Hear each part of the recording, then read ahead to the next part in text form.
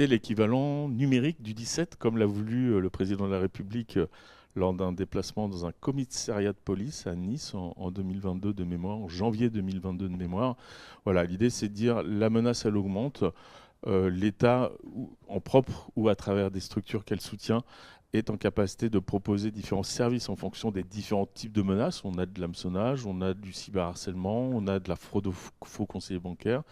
On a pour les professionnels du rançongiciel, la défiguration de site web. Voilà.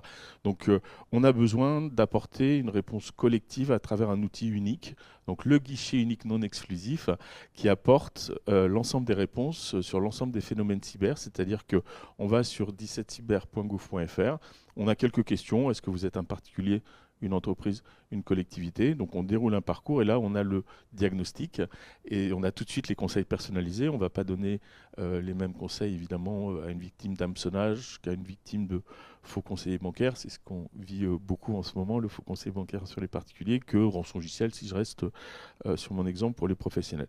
Et donc on propose ensuite en fonction des menaces une mise en relation avec un prestataire technique de proximité.